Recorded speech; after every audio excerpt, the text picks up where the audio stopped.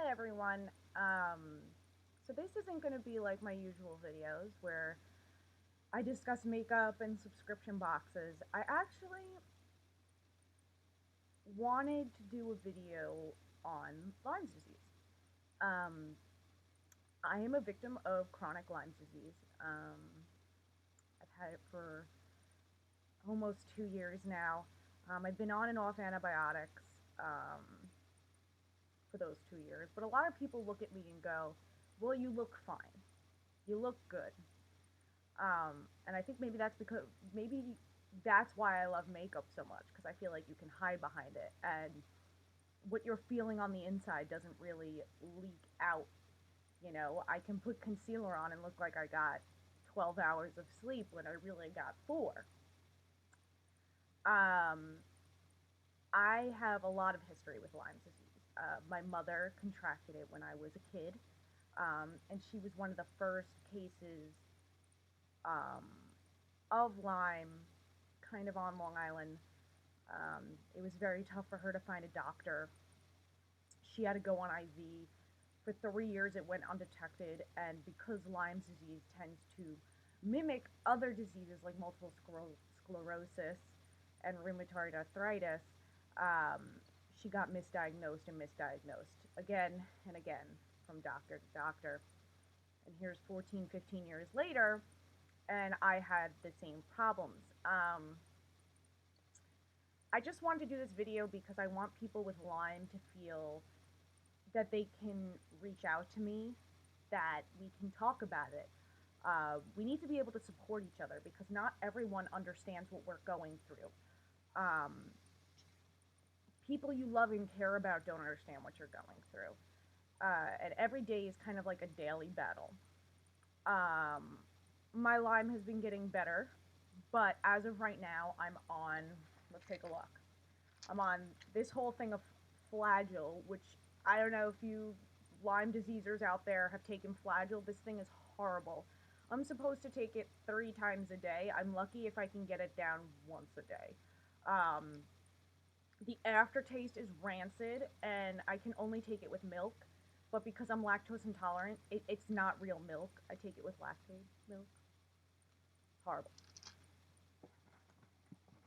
And I'm also on amoxicillin, which, let me just show you, Rite Aid kind of gets a little pissed at me because they need to give me 2 huge bottles to get me through my month.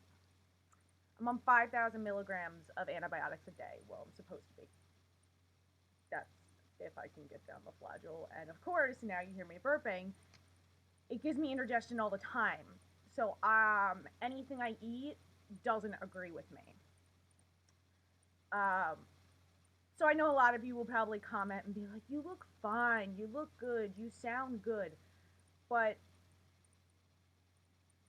Lyme is just something that kind of erodes at you. Um, I'm going to be on and off oral antibiotics for the rest of my life. I'm 23 years of age. To have a doctor tell you that, oh, you'll feel better, you'll go off antibiotics, then something stressful will happen in your life. Okay, obligatory stressful thing. So that means it can pop back up whenever.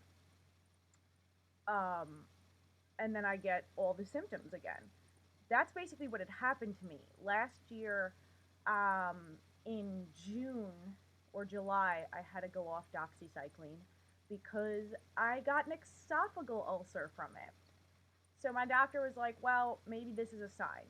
Maybe we need to go off antibiotics for a little bit. So I did, and then I had to travel to Chicago on a business trip, and the Lyme came back while I was there and while I was alone, without my parents' help, without that extra support. So then I had to immediately come home and be put on a new antibiotic regimen. And because I'm allergic to a lot of stuff, um, we had to stick with amoxicillin. But now we think I've plateaued on the amoxicillin, so that's why we're adding the Flagyl. This isn't a sob story. I don't want you to feel bad for me.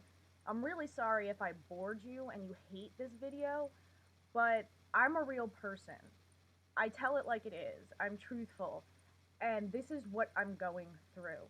It's really tough for me to get to Lyme support groups, and I want to open this channel up to other people. I want your questions. Comment questions either here or on my blog about Lyme, and if you want to know more about it, I'm more than open to talk to you about it. I want to talk to you about it because the blogging world, the YouTube world, this is now all part of my life. Um, and if being social on the internet and in person is part of my life, um, then I have to include the Lyme because that is a huge part of me now. Um, so again, I'm very sorry if I bored you. I'm very sorry if this was horrible, but I want to have that open dialogue with people. I want people to know the truth about Lyme disease. I want people to see the faces of people with Lyme disease. There are more people than you know that are suffering from it.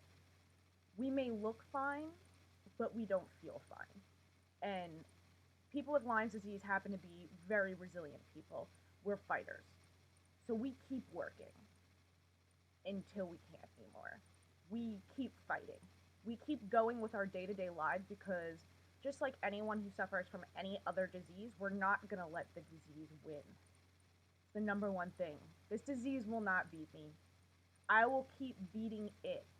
And if I have to do it multiple times, then it's just going to be a success story after a success story. And I'm ready for that. And I've come to terms with it. And that's why I did this video. So please email me, comment on my blog, comment on my Facebook page, um, anywhere you want. Let's have this open dialogue about Lyme disease. If you're my age and you have it and you feel like you're alone, reach out to me because guess what? I feel like I'm alone too. It stinks. It's the worst feeling ever to be surrounded by so many people and to feel alone. So thank you, and I hope to hear from all of you soon. Bye.